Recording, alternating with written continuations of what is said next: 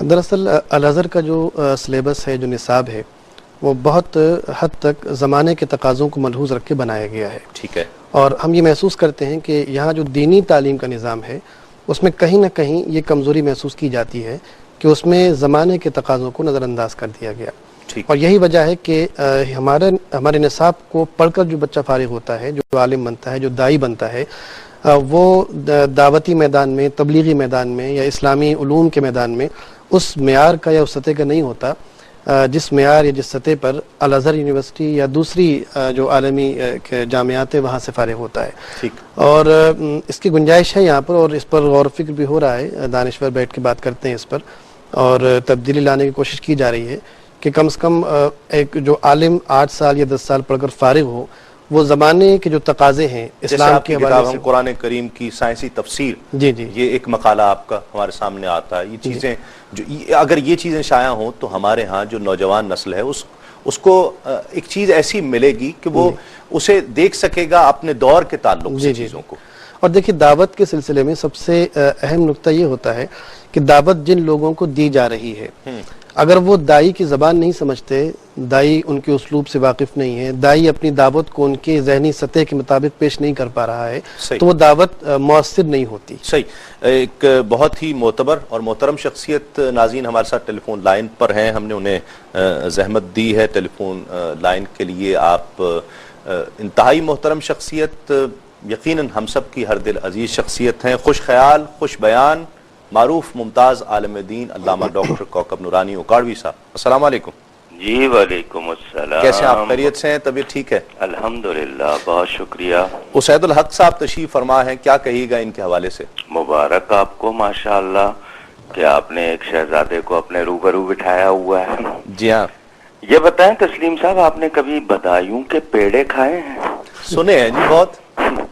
یہ شہر بدایون سے تعلق رکھتے ہیں جو مدینۃ الاولیاء کہلاتا ہے. یوں سمجھیے کہ وہاں کی یہ سب سے میٹھی سوغات ہیں آپ کے پاس. واہ واہ واہ واہ. آپ نے اگر ان کو دیکھا ہے، شاید میں تو دیکھ چکا ہوں، ماشاءاللہ بانکے ہیں اور پورے شہزادے ہیں. جی ہاں. اور دنیا میں یہ کہا جاتا ہے کہ انڈیا کی فلمی دنیا جو ہے وہ زیادہ مشہور ہے اور وہاں بڑے بہترین قسم کے لوگ کہتے ہیں ایکٹر ہیں.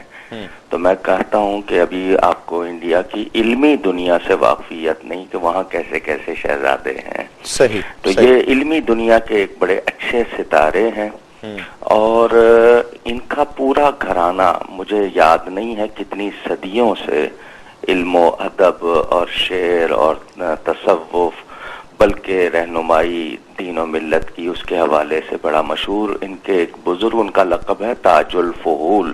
واہ. فحول جمع ہے یعنی جید علماء کرام کے وہ تاج کہلاتے تھے. اور پاکستان میں ایک بہت مشہور ہمارے بزرگ تھے مجاہد ملت حضرت مولانا عبدالحامد صاحب بدایونی. یہ ان کے بھی عزیز ہیں. یعنی قرابت دیکھی جائے تو خاندانی طور پر بھی ماشاءاللہ اور علمی طور پر بھی بڑی خوشی ہوئی. میں حیدرآباد دکن سے دہلی پہنچا صبح فجر کے وقت، تو خوشتر نورانی صاحب تشریف لائے مجھے ایئرپورٹ پہ لینے، تو ان کے ساتھ یہ تھے. اچھا. میرے ذہن میں چونکہ جامع نور ماہنامہ جامع نور دہلی سے نکلتا ہے، اس میں یہ ابو الفیض معینی کے نام سے خامہ تلاشی. جی ہاں. اور وہ بڑا معروف مقالہ ان کا مضمون ہوتا ہے. جی وہ لکھا کرتے تھے. تو میں سمجھا تھا کہ کوئی کسی مدرسے کے روایتی وضاقتہ کے، لیکن جب ان کو دیکھا تو میں نے کہا اب تو جامع تلاشی کی نوبت آ گئی ہے. ہاں. تو ماشاءاللہ گفتگو آپ نے اندازہ کیا ہوگا بڑی شستہ اردو بولتے ہیں. حدیث پڑھاتے ہیں. 22 کتابیں اب تک اپنے بزرگوں کی اور اپنی مرتب کر چکے ہیں.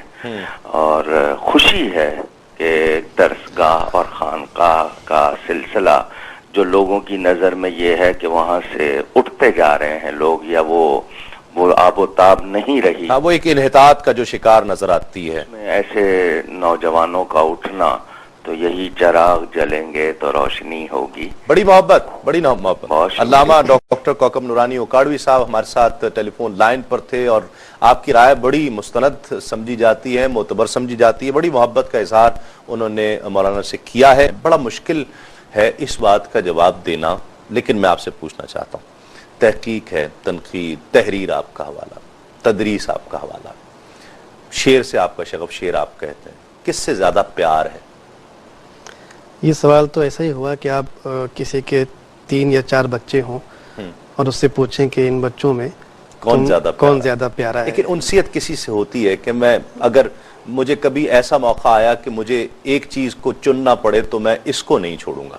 نہیں، میں تو یہ سمجھتا ہوں کہ میں نے جو کچھ تحقیقی کام کیا ہے یا علمی کام کیا ہے یا شعر و سخن سے میرا تعلق ہے، ان تمام چیزوں کو میں نے بڑی محنت کے بعد حاصل کیا ہے، تو اس کو میں سب کو برابر کا درجہ دیتا ہوں. اور عربی اور فارسی کتب کا ترجمہ آپ نے کیا، کیسا لگتا ہے؟ ہمارے ہاں یہ بہت کم ہوا ہے کام، اور جس کی سب سے زیادہ ضرورت میں سمجھتا ہوں ہے. جی عربی اور فارسی کے، میں چونکہ عربی کا طالب علم رہا ہوں شروع سے، فارسی کے مقابلے میں عربی زیادہ بہتر طریقے سے لکھ بھی سکتا ہوں اور سمجھ بھی سکتا ہوں.